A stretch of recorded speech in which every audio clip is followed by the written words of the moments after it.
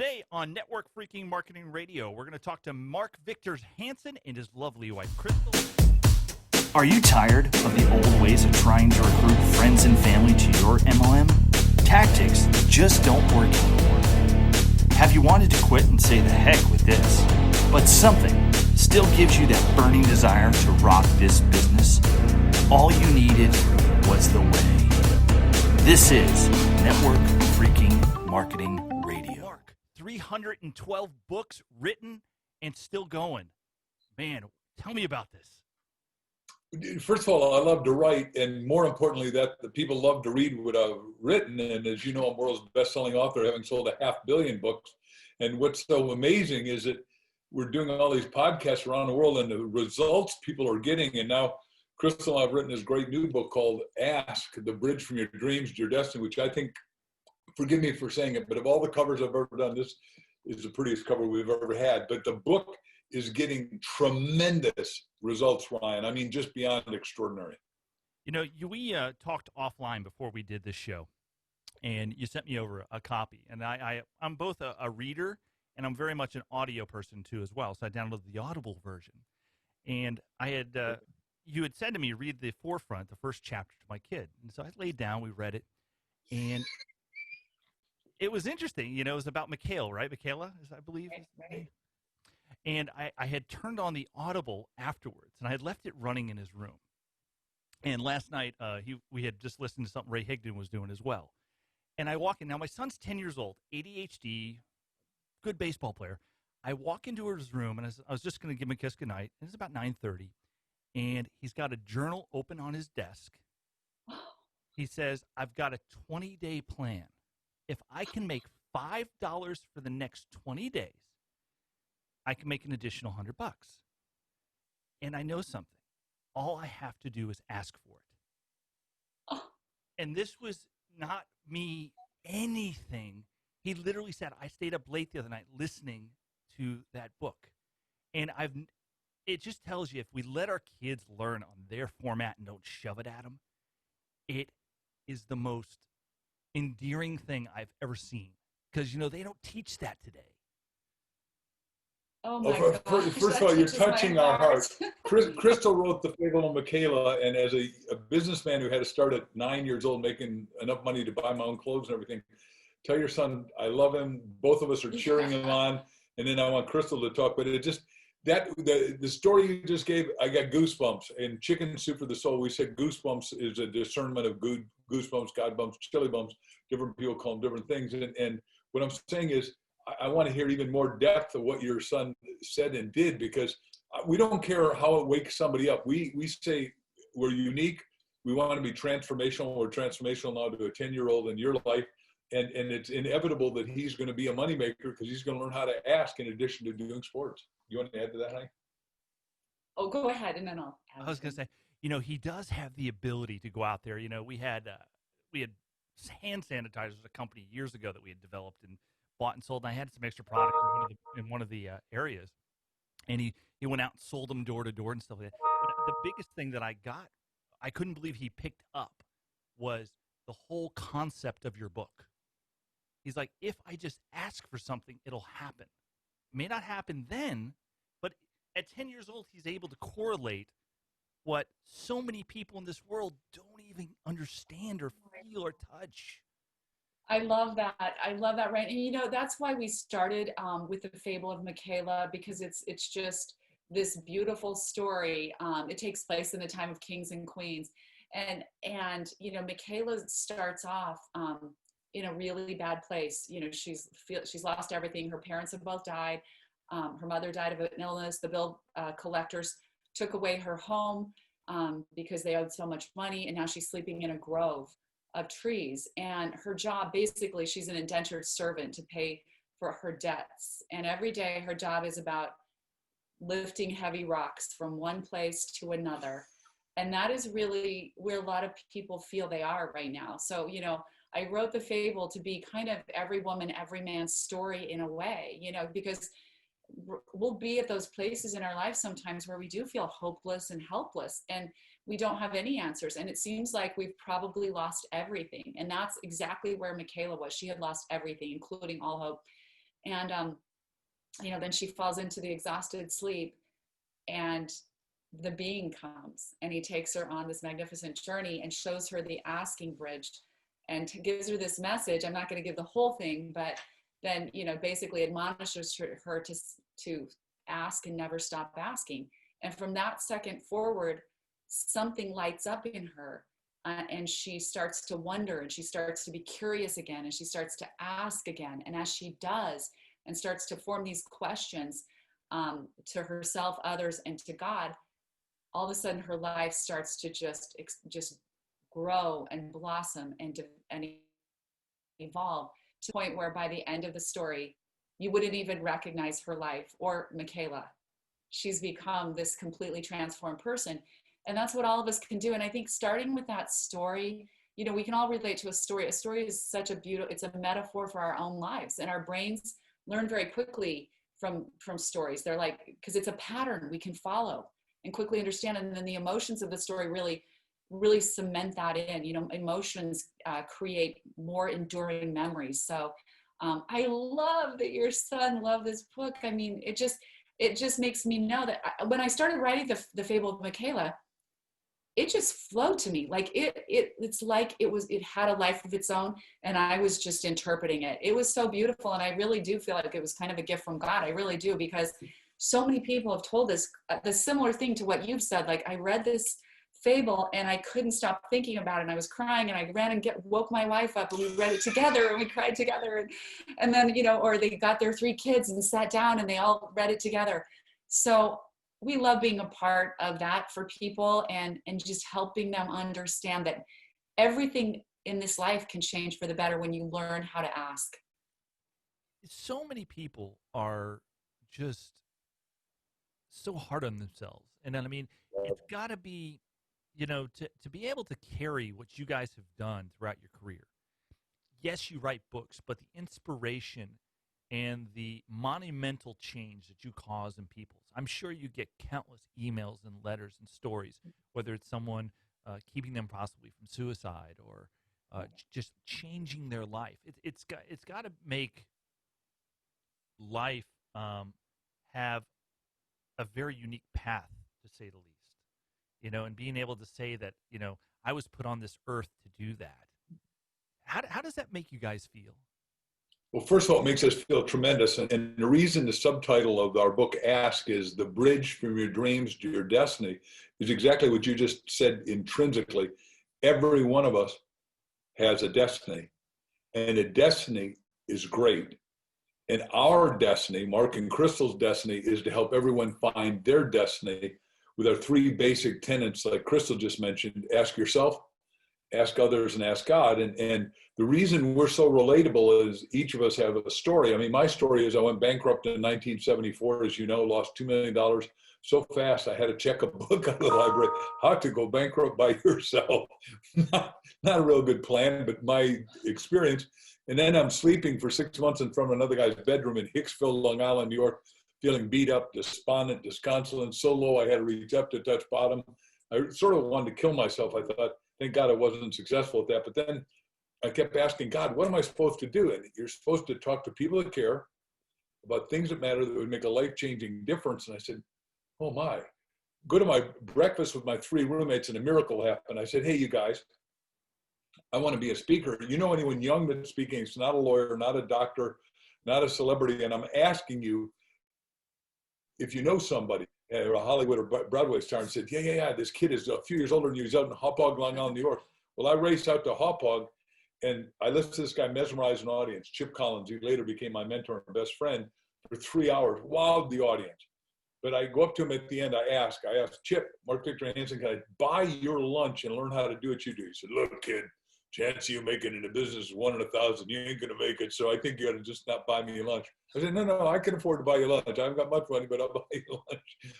He told me what to do. The next 3 years, I did 1,000 talks a year, but people kept coming up and saying, hey, kid, you had that story in a book. So the first book I did, Ryan, was Stand Up, Speak Out, and Win. I tripled my income in 1 year. I went from about 70 grand to over 200,000. I sold 20,000 copies. I was selling to little insurance agencies of 6 people, 10 people. The biggest was 50. And everybody bought a book because I said, this isn't a New York Times bestseller. It's not a national bestseller, but it's my bestseller. And I want to sign to you, your wife, your kids. And if you got a dog, Ryan, I want to sign to your dog. and they did what you did. They laughed, but they bought 20,000 copies. I thought I'd died and gone to heaven because I was now in my right livelihood. And everyone out there has got to repivot. Everyone out there has got to re-ask themselves, because we got 50 million people that are unemployed, underemployed, or unhappily employed. Unless they do this transformational journey in this book, Ask, and what we've discovered, you said, boy, we had 121 letters just in one day, a couple of days ago, and the book's only been out a short time. And what we're finding is everyone's buying at least 2 books and some 3 to go over the book question by question by question to transform themselves. And then the 3rd book they're buying, they're telling us because the libraries are broke, so they're giving it to the library so other people have a chance. We're going, so nice. They're doing this spontaneously and telling us, I get goosebumps to tell you that we are bountifully, blissfully thankful. You know, buying one and paying it forward is such a big part. And guys, buy 3 books. Give one to your friend. Give one to your neighbor, and give one to. I love the idea of the library. Or, I don't know if you guys have them around like we do. We have these little like houses. They're like little, like they look like chicken coops, and they're like book exchanges, like for the neighborhoods. They're all over South Florida now, and it's so cool that people are doing stuff above and beyond and paying it forward. I've always wanted to ask you, how did you get? I get how you got into speaking and parlayed it to other. And now, how long have you and Crystal been married now? Since 2011. We met in 2008, married in 2011. It's amazing that you both are so cohesive in the way you guys have your presence. Cohesive. It's truly a miracle. And we believe with all our hearts that each of us, were married before, and there were some issues, and without putting down our former spouses, but it's just like it wasn't the right fit completely. Yep. But I think each of us was always asking God in our heart, like, is that person there for me? And where, because we had the feeling that there was that person that was so perfect, so compatible. And our coming together was kind of a miracle, truly. And I don't know if we have time for that story, but. How many books have you guys co-authored together now? This is our first co-authored book. Oh, is it? Oh, very cool. Now, but it's not our last because we got a lot. Now, were you a writer yourself before Crystal? Yeah. Wow. Very, very cool. So let's talk about this. Go ahead. Yeah. I was going to say. Oh, no, you just blinked out for a second. Oh, yeah. I think I froze up for a second there. So I have a question. I was interesting coming from a dad. I got about halfway through the book in the last 48 hours. And trying to come up with it. I always look at things from like a parental teaching concept. I'm glad my kids can go back to school now and be like normal little kids and stuff like that.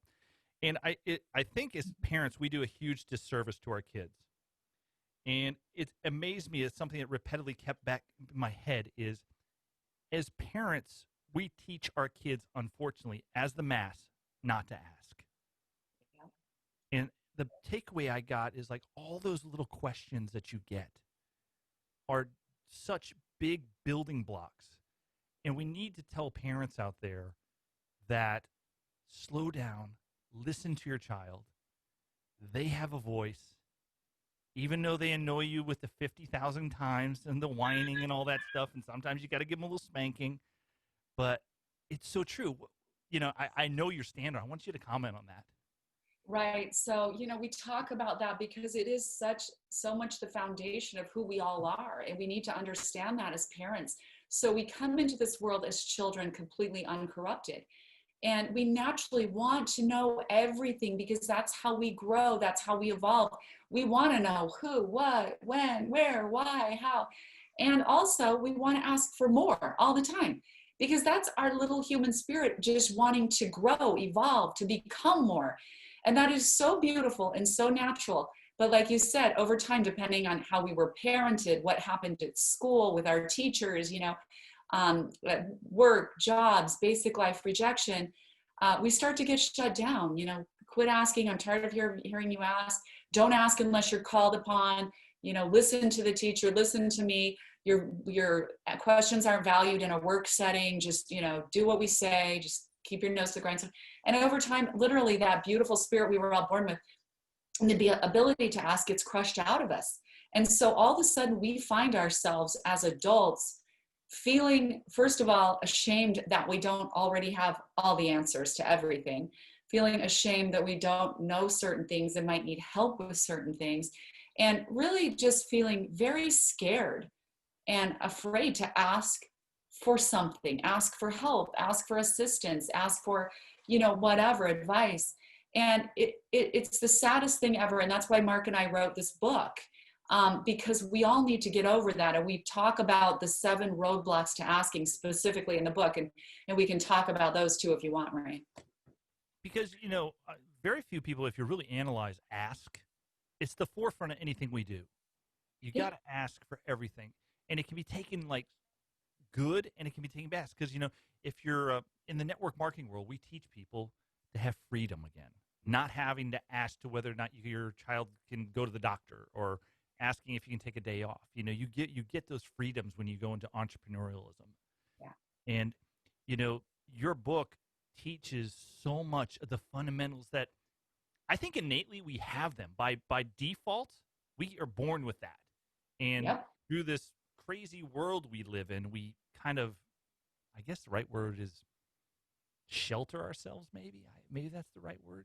So, like we say, you got to ask yourself, ask others, and ask God. And as an entrepreneur to another entrepreneur, and all your listening entrepreneurs, I define entrepreneur different than Webster does. I say an entrepreneur finds a problem, fixes it, scales it, that's the critical part, and makes a vast profit.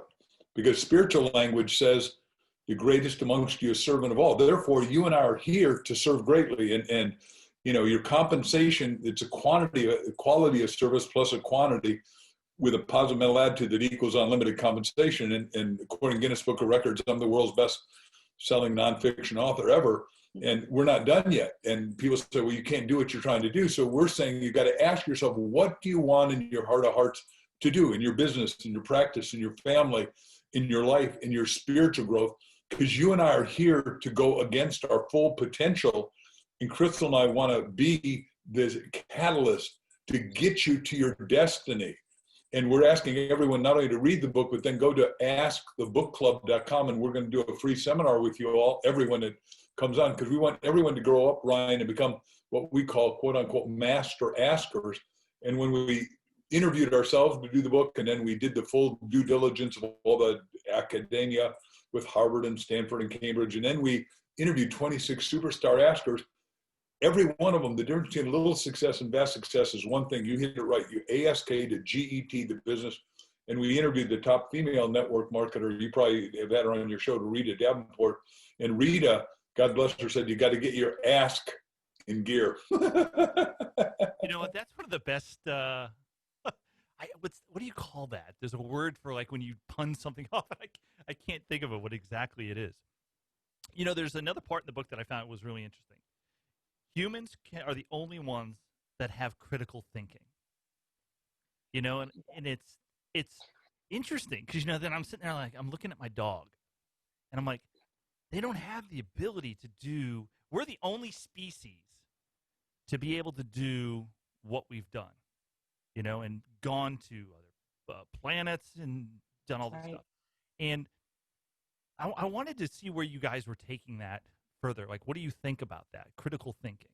Right. So, oh gosh, I love this because it's such an important part of the ask equation. So, we say, like Mark said, ask yourself, ask others, and ask God. Those are the 3 channels through which we all need to learn to ask. And each one of those channels is equally important. But here's what happens when you ask yourself a question. A different part of your brain lights up, literally lights up. And it's the part of your brain that does critical thinking. So imagine that we are the only animal, like you said, that has the ability to ask the question. We're the only animal that has the ability to do critical thinking. And, it's said that we're created in the Creator's image. That's how we do it. We ask, we question, we ponder, we get answers. Our brain lights up, a solution comes. We are just so miraculous. If there's anything I'd like to tell people today, is that you are so much more miraculous than you even can imagine. And you'll start to discover that when you start to ask yourself these questions and take this asking journey. And so for the ask yourself part, Ryan, we say there are like 3 critical phases. that to focus on, because so many people say, well, what kind of questions do I need to ask myself? And the questions are vast, they go on and on and on. And there are lots of really specific questions in the book that are important for everyone to go through. But the phases that I like to tell people are, first critical phase is, where am I now? Where am I now? Because if we don't stop to ask ourselves that question, how can we move forward in any direction? You can't move forward unless you know where you are right now. You can't move forward in the right way. You might move backward or move in the wrong direction. But so just determining that, and all the little sub questions that come after, where am I now? What is working? What's not working? Am I even happy? Have I tested something else? On and on and on and on, whether it's your career, your relationships, your health and wellness even. Where am I now? Because being honest with yourself is a really important part of that, so you can get where you want to be, which is the next critical phase. The next critical phase question is, where do I want to be? Because we don't sit down and take that time with ourselves to ask ourselves that question. And what Mark and I like to teach people is to go into your imagination. It's another thing that God gave us as human beings that no other animal has: imagination. It's in our imagination that we can literally create anything, any scenario. It's where every invention was first created. It's where every great idea was first created. And you have one. You have a great imagination. So start in your imagination when you ask this question, where do I want to be? And imagine your greatest scenario. Don't imagine your disasters. Don't imagine the pitfalls. Don't imagine where you don't want to be, because we talk about asking the wrong question in the book, and that would be asking the wrong question. So where do I want to be starts from a place of imagining that beautiful, perfect scenario, and asking the questions. How did I get here? Who am I talking to every day in my perfect career? How many clients do I have? How many people do I serve? What matters to me the most each day? How do I prioritize my days as this super successful, the most successful person I can be? And in that way, you really start to create an architectural plan for your life that you can then easily live by, because you've engineered it backwards from the perfect place. And that goes for relationships, for your health and wellness, whatever it is. But you have to sit with yourself, ask the questions, and then answer them honestly. And then the final phase of that is, where am I now? Where do I want to be? And what specific steps, action steps do I take to get there? Because now that you start asking these questions, things are going to come to you. That part of your brain's going to light up. You're going to think of ideas. You're going to write them down. When you start to think of ideas, get solutions, a plan starts to form, you need to immediately take action. Make your action list. And, if that person came to mind, suddenly that person came to mind when you ask the question, you haven't thought about that person in 15 years. Put them on your list, call them the next day, have a conversation, get the conversation going, see where it leads, see where asking that person those next questions is going to lead you. And that's the ask others part, right? So it's really a magical journey, and we're just inviting everybody to take it with us through this book.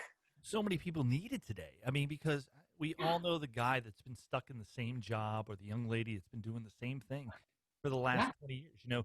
We teach on our team to ask one specific question. If you don't change anything now, where are you going to be in the next 5 years? And it's funny, you went 1, 2, 3. You got me before. That's exactly where I was going with the questions. It's kind of, you just read my mind. It was really interesting on how, but getting people to see their potential. It is so, we all see people, and you can try to nurture them and love them and everything, but getting people to just embrace and take that information and do something with it. Do you find that that's a big issue today? Because there's a lot of self-help stuff out there today. There's a lot of stuff going on, but the way your book is written, the one thing I can tell you for sure, it's amazing that a child could interpret it. Exactly. No, but that's so key. But do you know how to? So key. I mean, everything we teach in network marketing, if a 5-year-old can't get the concept or the steps or the pattern, you're blowing everybody out of the water. Exactly. If you have something that, I mean, and this is all natural. I mean, it just played in his room, and it is so amazing to see that a complex topic like this, self-development is very, And I think you guys are the masters of writing books that the masses can interpret. Yep. Well, I got three things to say about everything you said, because first of all, I want to go to the 7, roadblocks to asking, because everyone's got those, and that's what the hurdle you're talking about, hurdle pattern paralysis. But I want to go to the second thing, which is, and then I'll go back to that, is when our little 6-year-old grandson, we got 6 grandkids that we absolutely love, adore, and cherish. I mean, we get the little grandson for Christmas 2 years ago when we were starting to write the book, got a gizmo watch. You and I called it Dick Tracy watch. Do you remember those, Tim? Dick Tracy talking into my phone. And he only can call his parents and his grandparents, and says, he calls us up and it comes in the phone, it says Gizmo, and I go, okay, it's Everett, and we're just on the beach in Hawaii, in Oahu. And I said, hi, Everett. And he says, Grampy, are you alone? I said, no, I'm with Mimi. He says, well, can I talk to you guys privately? And now I'm thinking, oh my God, something's gone wrong. And I said, yes, son, you can talk to us 24/7, 365 for the rest of your life. There's nobody more important to us than you, just like your kids are to you. And I hope everyone listening's kids are to them. What is it? He said, you know those books you write? I said, yes, sir.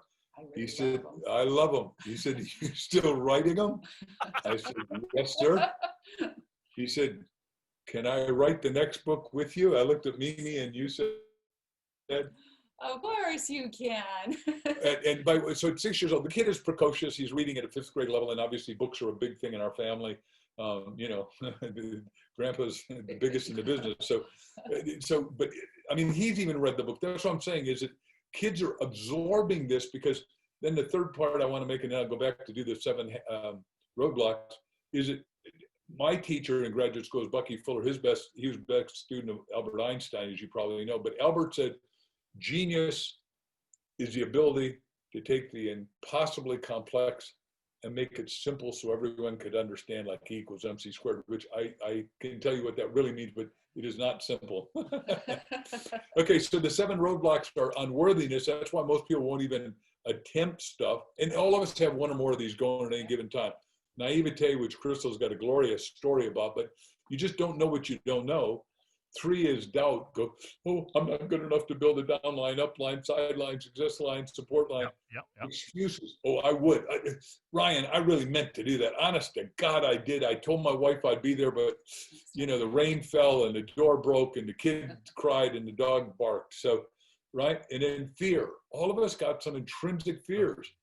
And what we're saying, and you're saying on your radio show and podcast, which I love so much, is, look, if you don't believe you can do it, just believe that the 3 of us are giving you full license, permission to go out and act fearlessly and step in your fear and get rid of it. Pattern paralysis is what you just talked about. When Einstein's greatest line, I think, on that is that if you keep doing what you're doing and expect new results, you're insane or crazy or whatever he really said. And then the last one is number 7 is disconnection, because all people are disconnected in a multiplicity of different ways. And we can talk to that if you want.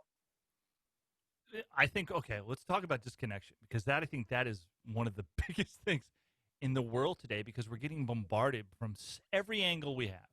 Everyone's got the little phone in their hand and the watch on their wrist. There's now in a time, more information is being pushed at us than ever, and it's manipulated to the max. Okay. Right. And it's not true. Even in our schools, it's sad. They should be teaching books like this, the one you've written and the others in your series. They should be having those as a reading segment at a 6th grade level. The distractions. I want you to talk about that. This disconnection thing, because we are being bombarded by information. So people have this perception that they're somehow connected, to stuff. Connected on Facebook for those, that's right, real. Right, connected. It's a superficial connection, right? It's really meaningless, and like you said, it's really manipulation, because stuff is just being pushed at us, and it's what media, what they want us to hear, what they want us to know, and so people are lonelier, more disenfranchised than ever. It is so sad. Suicide rates, especially now with COVID, are through the roof. Our psychiatrist friends, I don't even know what to do. There's such a long line of people, because this disconnection, we're not connected as human beings. And that's why we say asking creates a bond between 2 human beings. When we have to sit together and ask each other questions. And it's interesting, the studies that we looked at show that the best question askers in business and in relationships are perceived to be the most likable people. The more you ask someone about themselves and then ask those probing questions, when someone responds to you, ask a deeper question that goes deeper into that thing. This is how we bond. This is how we become humans together. And you know, the other part of disconnection, which is so sad, is we start to become disconnected from the dreams in our own hearts, because we just lose hope. We lose, you know, that's that place of apathy. And we're seeing so many people in that place right now. This is why we're saying, come on, we can bring that back to life. Your dreams are still there. Let's take this journey together. We need to connect and start asking ourselves, start asking one another, and start asking God. And when you start doing that, you know, that dead end that you thought you came to, all of a sudden will open up in this beautiful, wide, golden road that you can start to move down. And it's such a beautiful thing. You know, we've gotten, it's sad to say, as the world has gotten kind of cold. You know, we're not in like, and you've noticed that, like, there's two theories in the industry building. You can build online just with script messaging and bombarding people and put them in. But if you look statistically at the Tom Chenaults, Ray Higdons, Charlie Kalbs of the world, the big players that are multi-million-dollar industries, they have not enrolled hundreds and hundreds and hundreds of people. But what they have done is taken people and nurtured them, loved on them, and did not use their agenda. They waited for the friend's agenda to come forth. And your book plays into that, because if we listen with the two things in between our eyes and start, you know, listen and just get people offline as quick as you can and talk to them. Like the basic question, how are you? You know, I couldn't tell you personally the last time someone legitimately asked me, Ryan, how are you? It's sad today. You know, I ask it all the time. I mean, just those simple things. And it's, you know, and it seems like the world can be stacked against you. You know, you get into a business trying to better your family or better your life, and everyone around you, especially your inner circles, beating you down because they have no idea and they're jealous, you know? Yeah. It's so sad. It's exactly, because you own a couple of companies, one of which is, you know, I did my homework on you before we got on, a water company, which we happen to think water is a critical thing. And we're glad that you do a water company, that you deliver water, that you bottle it, that it's purified, that it's wonderful. But you say that you've got a relationship with every one of those people that you deliver water to everywhere with all your clients. If you gave this Ask book two levels, one is to all the people that work for you, and two is to your recipients, and ask them just one simple question. Just give us 3 other people that want water delivered from my bottling company. Your company would threefold this year, sir. And what I'm saying is, it goes back to what you're just saying, is we're all disconnected. This is a new way to reconnect in a neutral way that nobody will get angry at you, because here you are giving one of our books and you say, well, you're just trying to hustle a book. No, I'm trying to excite people to the destiny, to the fulfillment of their soul, to the fulfillment of their business, their life, so they're not jealous. The only people that are jealous come out of scarcity, have-notness, lack, and limitation. Those few of us that break out of that and transcend it are glorious, like you are, to share all this information about how well you're doing in business. I know you're trying to help one of the businesses, but we love also your water business. You know, and we built that organically. That's been a reach out and touch someone business, you know, because you got to taste, touch, and feel what we do. Yeah. And since COVID hit, it really kind of has been a catch-22, because we built that through green markets and just sampling centers and stuff like that. And it's changed this year, especially. We've had to kind of reinvent ourselves a little bit. It's been a trick, but it still comes down to, how are you? You wouldn't believe how many people, especially in the COVID times, my delivery drivers and stuff like that will stop and just talk to someone. How are you? The old lady, you know, she's had it under, you know, the stories you get. It's just people want to talk. And, you know, and asking is such a big portion. If people don't understand how much information and where things can go if you don't ask. You and I would not be talking right now if we hadn't asked. That's right. That's right. Tom asked you to have me on, and Tom called me up and asked me, and I said, heck yeah, I'd love to. We would love to be on Ryan's show. We've been on his show, whatever I tell you, 3 times recently, but over all the years of Chicken Soup, I'll bet I was on his show 20 or 30 times in Denver. You know, Tom has gotten amazing. He's built an amazing show, and he's got a huge following. But you guys do too. You know, I'm in envy of how powerful it is and what you guys have done through your career and just impacting people. Well, the goal is, Solomon said in Psalm 72, which everyone ought to go back and read and highlight and circle, is your goal in life, if you're going to be a leader like you are, and we are, and Tom is, but everyone listening and all the people in your respective 3 companies, if that's the right number, is your job is to be an influencer of influencers. Isn't that a great line from the richest, smartest man in all time? Influencer of influencer. I mean, when you think about the power of that, you know, how do you ask yourself, that's one of God's questions. How do you be an influencer of influencers? Just as a quick aside, we worked in China for 22 years. We won't go there for the last 3 years, but when we talked, that's what we did, is we influenced people, and it was amazing how they wanted to be influenced, because people want to wake up their soul. They want to wake up their physicality. And in an oppressive nation that is communistic, which means atheistic, the people aren't atheists, the country is. And what we did is open it up, and then we'd open it to questions, and by the questions, whether it was male or female asking, thousands were poured into Crystal, and they're always spiritual questions in a country that doesn't allow God, doesn't allow church, temple, synagogue, ashram, or mosque. It's amazing. You know, you think, especially in the network marketing industry, you know, gathering of people in some of those countries. That's why they have to have universities in like Japan and all this stuff for all these companies, because people can't even gather.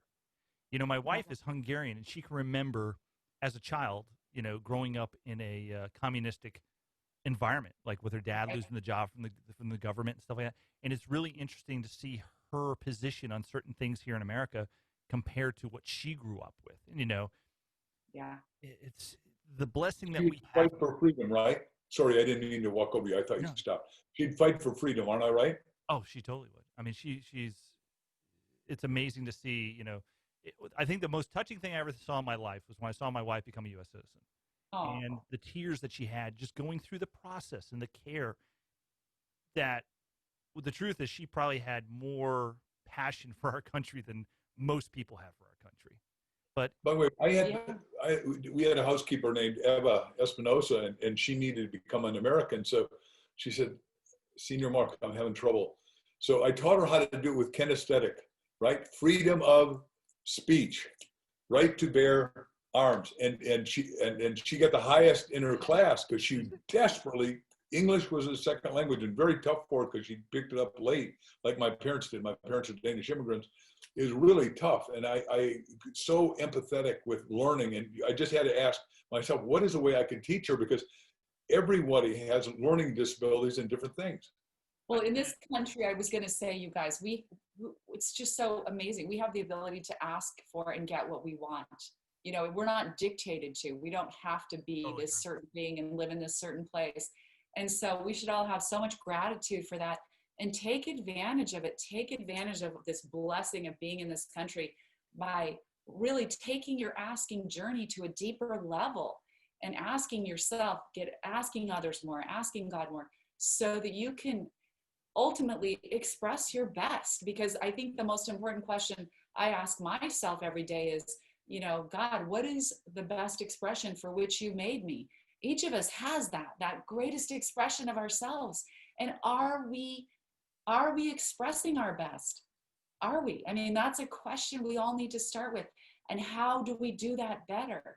And we know the easiest way, the most useful tool is the tool of asking. And that's why we're really dedicated to helping everybody become a master asker.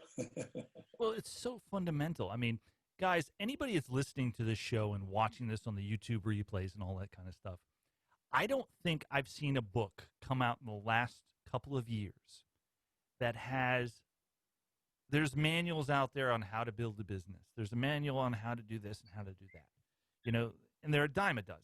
But very few get to the fundamental core of what everyone out there today needs to reset button on, is asking. If you want your life to change, all you got to do is ask yourself, what the heck am I doing right now? You know? And your book takes it through that. I mean, I'm urging people, buy 2, 3, 4, 10 copies, give them to your teams, and reap the benefits. What is the MSRP on the book right now? It's like $16. I mean, and it's a beautiful, can you imagine we don't need another sweater, but we need a life read. Here, guys, give a book. Send an Audible to someone. If they're not a reader, send an Audible. Yeah. It is, or Kindle. It's on Kindle, it's on Audible. There, we have every way for people to grasp it. And it's, I'm going to order some for my team. I'm going to tell you, we're going to push them out. But I think that's the kind of book that should be paid forward. You read it, give it to someone else when you're done. Yep. By the way, just because we're talking about MLM and network marketing, and as you know, for this 44 years, that's one of my 4 marketplaces. I've trained everyone from Amway to Coppercraft Guild, the best, to Arbonne, you name it, I did them. Just because I love doing it, and sold a gazillion books, and very, very thankful for my life in MLM and network marketing. But the point is the reason Amway became the biggest is one book written by one of my friends, Dr. Paul J. Kahn. He wrote the book about Rich DeVos, and now another book is written about Rich DeVos that I endorsed by Pat Williams, the guy that's head of the Magic down in Orlando, and he's a great writer. But the first book was Believe, and what he was saying is you've got to believe in yourself, and you've got to be able to ask, and you've got to be able to ask even at the level of the garbage man. What DeVos said in that book, I remember, I get goosebumps sharing it because I thought, wow, that's so simple. You go out to the garbage man when he's coming by, and at a holiday, you give him or her a gift, and 99% of probably hymns, especially seeing as the head of garbage is in your state, and say, hey, wait a second, are you happy being a garbage man? And then just shut up. And 99% of them say, no, I hate this smelly job. It's the only job I could get. Say, would you be interested in my network marketing company? Would you let me just talk to you about it? And he said 100% of them said yes. It's so true. We use a variation. Have you ever seen yourself doing something else? Yeah, it's a great question. I mean, it all starts with the question. It's the ask. It's the ask. It's so much the basics. And it's, Rich DeVos, it's funny. He was a customer of mine in Seltzer Works. He had a really nice place up in Vero Beach, and we supplied his house for years prior to when he passed. He was a really interesting individual. Very cool. I mean, I did a lot of meetings with him, and he was wonderful, and he believed in he wanted to live forever, so he had a lot of body parts transplanted, and today we can make a lot of them with 3D printing. Yeah. It's amazing, too, and it's amazing how his family has such a unique, the one thing, the family's absolutely huge, but they run the family like a corporation. They would have a family gathering every year and get them together, and it was really unique to see, because I got to know them, the staff, on kind of a personal level, so it was really unique. Guys, Ask is out there. We're going to put out a special link that's going to link to their Amazon, which is going to be ryanpennell.com/ask. Go out, get this book. I don't think there's a better value out there right now in the literary marketplace. It will pay forward like you really won't believe. I mean, I'm halfway through it, and I can't wait to finish it. I've got a couple hours drive next week, and I'm gonna jump into it. Or I'm just gonna ask my son, who says he got through it. I think he let it play all night. I do think we learn in our sleep. If you let something play at night, I think our mind absorbs it a little bit. I haven't really tested the theory. So we have a segment on this show called The Gauntlet. Okay? It's a rapid-fire round of questions, and we're going to play this. It's been a long time since I've done it with 2 people, so this is going to be a little fun. We're going to get to know Mark and Crystal here. So we're going to ask a question, and I want you both to respond with the first thing that comes to mind. You ready? All right. Ready. Talking or texting? Talking. Favorite day of the week? Friday. Monday. I'm with you on Monday. I love Mondays. Favorite city in the U.S. besides the one you live in? Sarasota. Yeah, we love Treasure Island. Yep. That's a beautiful area over there. I love that. By the way, we love Kona, Hawaii, except you can't go there. It's shut down. Did they relock it down again? Yeah, you can't go in I and don't out. know. Well, you got to wait 14 days in. So. Oh, is it now they got the 14 days back? Jeez. Nickname your parents used to call you? Chrissy. Marky. Last song you downloaded? Last song I downloaded. Gosh, I don't download. This morning. I don't download a lot of songs. I just yell out to Alexa. Play this. No, we just did. The song we listened to, the Three Tenors. Oh, yeah. We were listening to the Three Tenors this morning. And what was the song? And then Elvis. Yeah. Oh, my gosh. Oh, yeah. We just listened. We just played It's Now or Never because we saw this.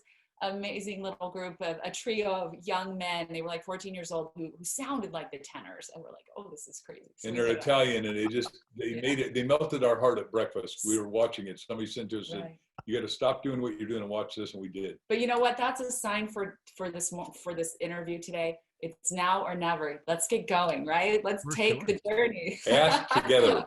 You got it. Would you rather be able to speak every language or be able to talk to animals? Speak every language or talk what? Talk to animals. I think I'd rather be able to speak every language. Me too. Favorite holiday? Christmas for sure. Ditto. Yep, Christmas. Beer or wine? Wine. Yeah, we happen to have a penchant for great red wine. 90 up. Car or truck? Car for me. Yeah, EV, SUV. What scares you? What scares me the most, I think, right now is people not recognizing our sovereignty and freedom are the most valuable thing we have, and that they might trade it away naively because they don't understand that it's very fragile. It's very fragile. So true. And second, they haven't watched the movie on vector. How's it pronounced? Anyhow, there's a lot of ways to cure this. You can go online and see the ways to naturally cure COVID. Yeah. So, and then that will get us out of the fear. Ivermectin, yeah. Ivermectin, right. How long does it take you to get ready? How long does it take us to get ready? Yep. It depends. I can do, mine's 45 minutes to an hour 10. It's like my wife. Yeah. I can shower and everything, and you can see all the hair I got now. Yes, the styling it's really quick. Super styling. There's 4 kinds of hair: in, thin, fuzz, and was, and I'm heavy and was. On a scale of 1 to 10, how good of a driver are you? Oh man, I'm a 9. I'm a really good driver. I'm a 10. Oh, okay, then I'm an 11. That's it. All right, fill in the blank. Taylor Swift is? Has good music, a little clueless.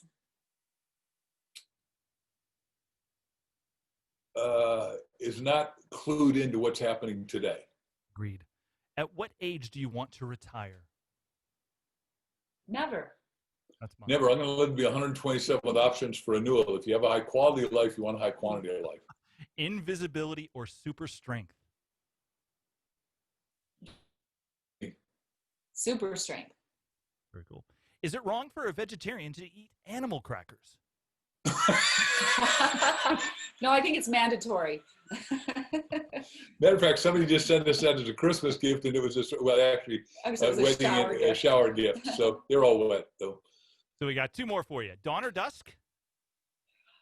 Oh, I'm dawn. I love both, but I love dusk. Is like I'm going to say dusk because I love the peace of wrapping up the day, and I just love that sort of moment. If I may, you've read The Great Salesman by my dear friend Og Mandino, endorsed my book. Yep. Books, and I do his. But he lived in Arizona too, and he said it's a shame that only 1 in 1,000 people get to see either dawn or dusk ever. Sunrise and sunset. In 1,000 days, that's 1 every 3 years, and we watch sunset. We're on the mountaintop, and we're out every night now walking and watching sunset, and we have some of the most spectacular sunsets here, and we saw great ones in Florida too. Oh, for sure. I mean, I can't imagine. Like, we go to the beach all the time. We're a big surfing family, so we're all the time either on the boat, diving, or all the time. Last question for you. Cake or pie? Oh, cake for sure for me. Both. I like our days. They're both. You know, Danish baker daddy. Yeah, my daddy was a great Danish baker. We owned an elite bakery. We always do that segment because it kind of breaks it up and lets people have a little fun and lets people get to know you a little bit. Guys, there's Ask is in all major bookstores, Amazon. You can get the link from us, ryanpennell.com/ask. I got to tell you guys, it was awesome having you on the show. Thank you. We love being with you, Ryan. Thank you. It is really, really special, and, it's just great. And, guys, go out there, grab a book, and, we're going to sell a lot for you guys. Let's get it going. Thank you. Let's do it.